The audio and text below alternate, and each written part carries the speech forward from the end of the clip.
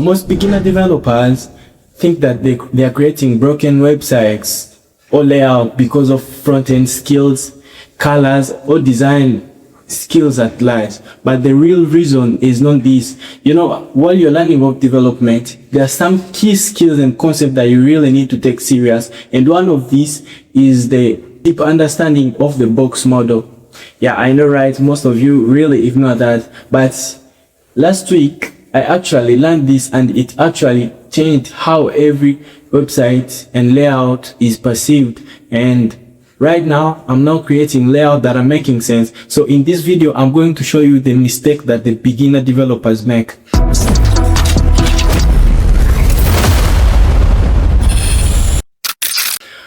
Welcome to Baraka Builds, and if you're learning front-end development, basically HTML, CSS, and JavaScript, or just you're interested in AI tools updates, consider subscribing and let's move together. In this video, I'm going to explain the box model in the simplest way possible so that at the end of this video, you are capable of understanding every single element on your page just using these magical tricks that I've just discovered. Stick into the video and let's get in. First of all, what is even a box model? When you are approaching elements in a website, you need to understand that everything is a rectangle or is created as a rectangle. Let it be a button, an image, a div, or a section.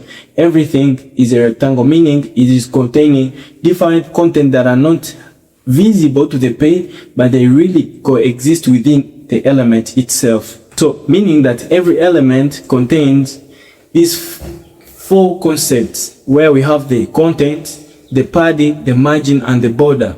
So before we get into the illustrations and exercise, you know, coding is all about building things. Let me first explain each one step by step. Number one, padding. So padding is the inside space. Picture it when a person is living in a room, but the room is congested and very small that he can't even breathe. So what padding does is that it increases the space in order for the person to get room of breathing. Number two, we have the margin. So basically, margin is the opposite of the padding, just in context of the outside space, where we can mean that margin is the outside space where the person in the room, but the margin is the space in his environment outside the house. And lastly, we have the border.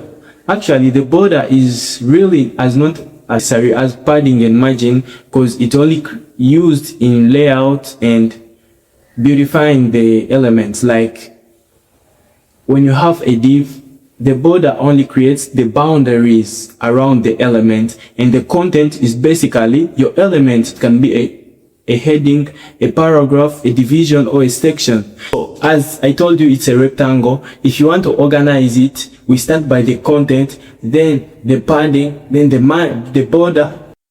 So guys, here is our IDE. Currently I'm using VS Code, and so far here you can see we have our index.html file, and then we have our CSS. Those who are still new, I did some videos on how to get started with VS Code. You can go and check it out, or the link is in the description. Yeah, so basically what we do, we create our boilerplate.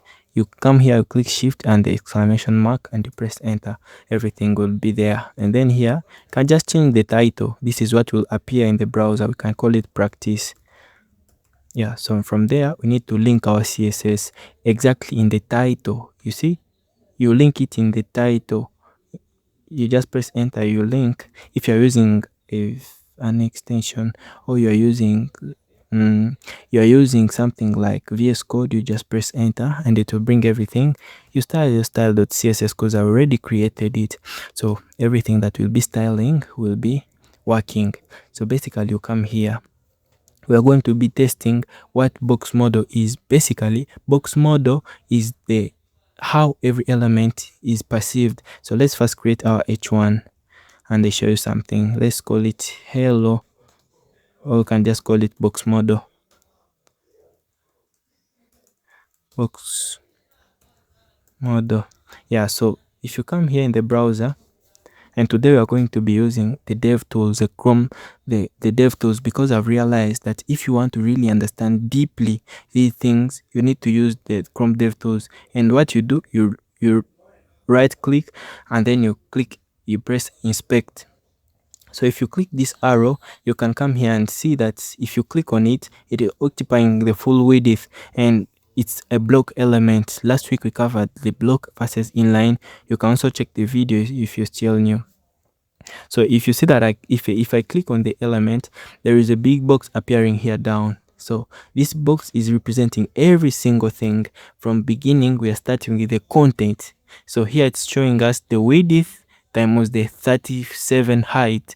So this is the mass for the area for our content. If you go outside, we have padding, which is showing 0 0. You can see on every side. Then next we have the border, which is showing 0 0, and then the margin we are having 24.44. So why do we have margin and yet we don't have the padding? It's because the browser give it automatic width, and everything we add in, the browser will just add on. So let's test it. Let's try to style it and give it some meaning and size. So we can set it color to red, and then the font size, so that you can work with it. Font size to at least something like 50 pixels. No, 55. Let's give it 7 rem. So another thing with you guys, if you don't understand really something, it's really okay. Don't stress, don't do anything. Just follow along and watch tutorials, but create more, play around with it. The more you play with it, the more you learn things that they haven't taught you even. So if you come here, and of course you need to control save so that the changes will appear. Yeah, but if you're using autosave, it's also okay. But our CSS is not working. What could be the problem? We are seeing that this is an H1 and yet we have done what? Yeah, so sorry guys, I'm also a beginner. So I told you this channel we're going to be sharing our mistakes. Yeah, so just put H1 so that you can style it here. So I guess you can see it's working now. So let's give it some border so that we see what the box model does. The border, let's give it 2 pixels, black. Yeah, so if you come here, I don't know why it's not working. Let's just give it 2 pixels. 2 pixels.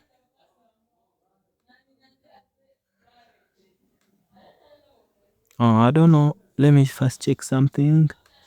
Oh, yeah. Let's first give it a background color. A background color of white. Wait, then let's give it a border. A border of something like 2 pixels. Solid, we need to specify it. It needs to be solid 2 pixels. Yeah, so I guess you can see. So basically here we are having our element like this. If you click on it, let's click on it. You are going to observe one thing, that if you click on it here, this arrow, you click on it, the light blue is showing you the content, the brown is showing you the margin. So if you come here, you click here, you see that it will select the inside content. If you click here, you're going to see that it's not selecting anything, meaning it's also the inside content. For us to add in padding, we need just to come here on our element, we add padding something like 2 rem so that it can be visible. And when you come here, you're going to see that it has increased the space inside our element, but outside the space is still the same.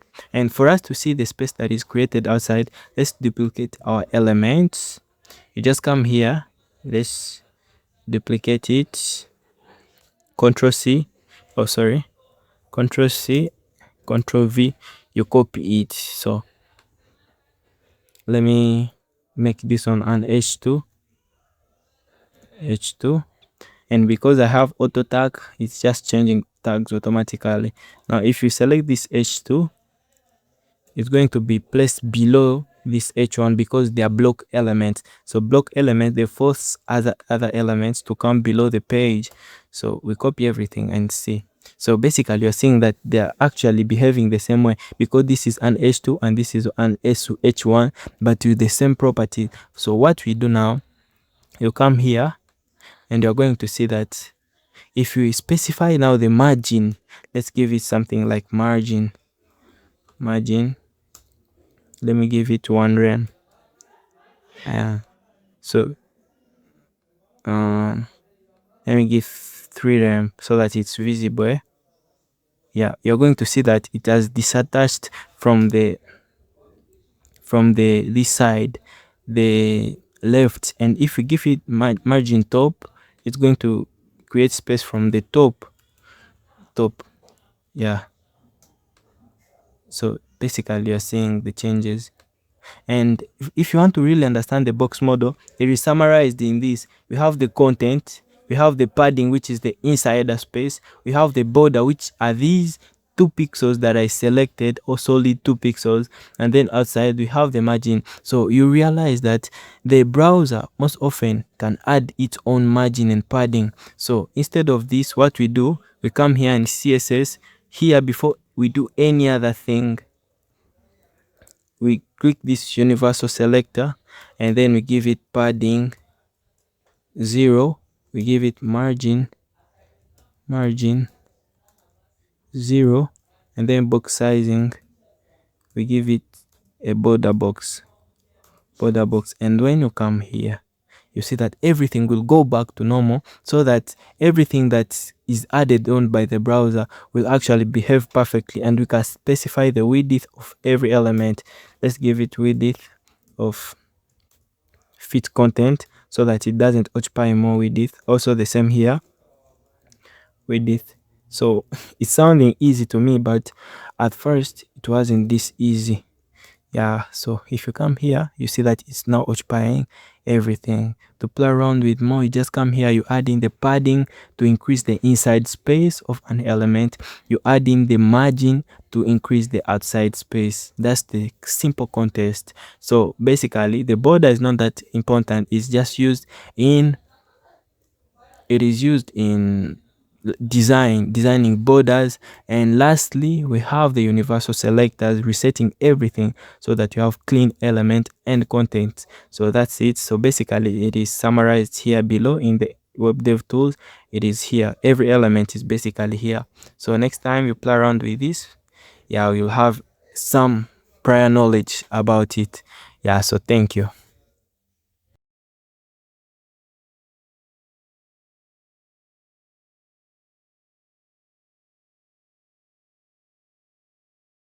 And then the margin.